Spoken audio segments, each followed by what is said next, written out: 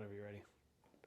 All right, so as you may be able to tell, today we got an upgrade going on, and we are going to install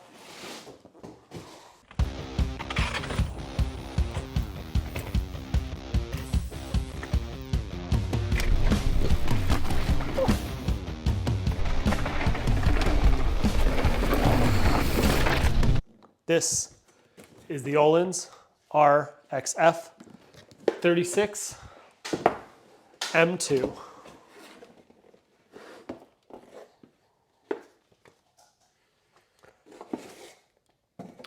I'm really excited about this fork as it's got those 36mm stanchions, so a little bit stiffer than the Fox it's replacing, as well as the 3-chamber Ohlins air spring. The cool thing there is you have the main spring here. It has a newly revised negative spring, so a little bit better small bump compliance, as well as the ramp chamber at the bottom there. So you can really dial in the spring curve and get it exactly how you'd like it. The other benefit here is a bunch of adjustment in the low speed compression. So 1, 2, 3, 4, 5, 6, 7, 8, 9, 10, 11, 12, 13, 14, 15, 16, 16 settings there, and then 3 high-speed compression settings, with the third being basically a lockout. Next, you have the floating axle.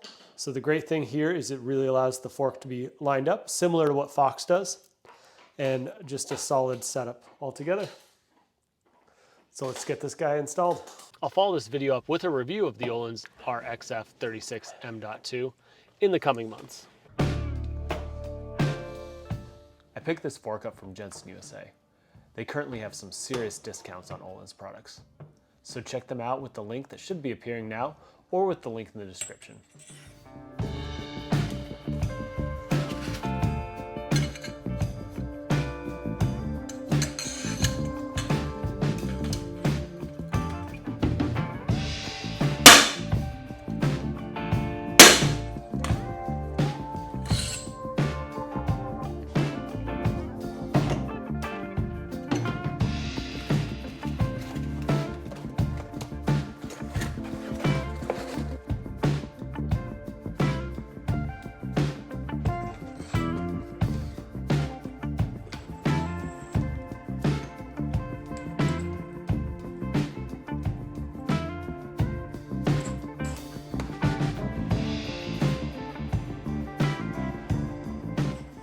When measuring your steer tube, Ohlins and most manufacturers recommend a maximum of 30mm.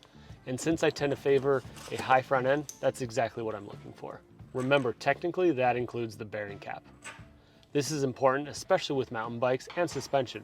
Too much steer can result in bending, or worse, the added leverage can crack a head tube.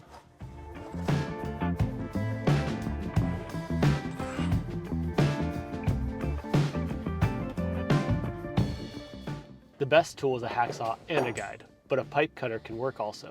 Make sure you take your time if you're using a pipe cutter like this. If you go too fast, you can mushroom the steer and make more work for yourself. You may even end up having to shorten the steer, so take your time and remember, measure twice, cut once.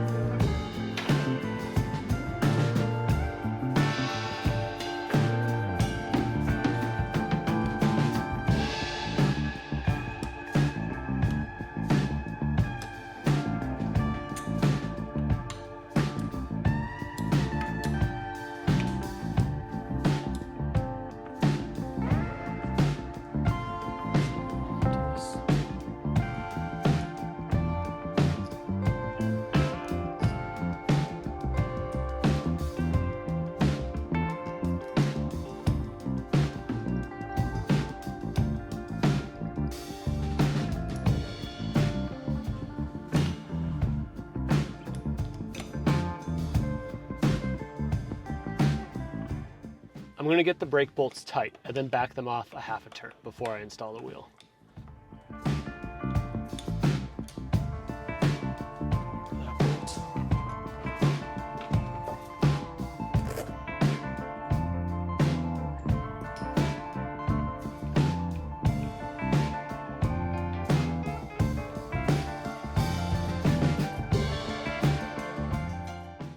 Now installing the front wheel, we're going to use a torque wrench.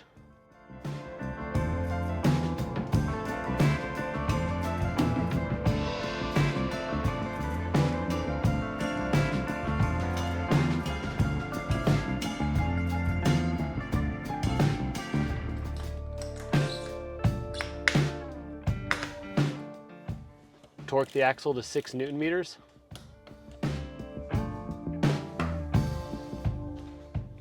Give the fork a couple solid pushes, then torque the pinch bolt to 6 Newton meters as well.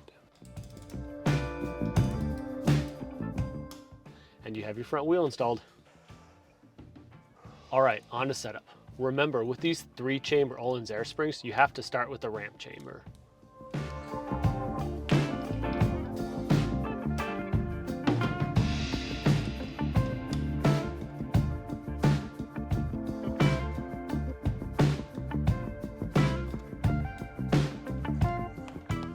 $185, next the main chamber.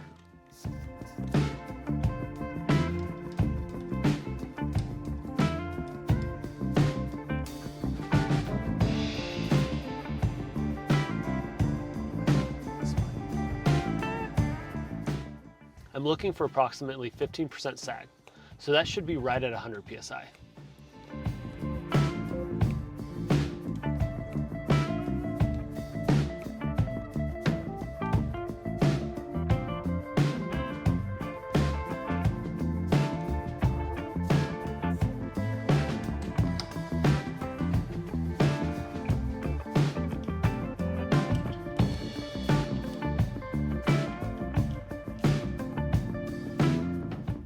You have to cycle it through its travel to get the positive and negative chambers to equalize. Pro tip, if you cycle the air spring every 50 psi or so, it's easier to equalize the pressure.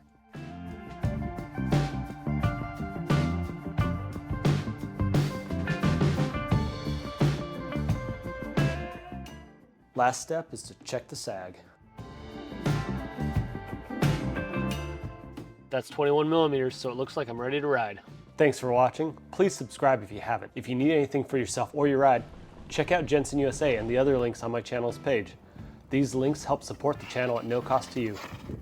New videos drop every Friday with bonus videos most Tuesdays. See you next week.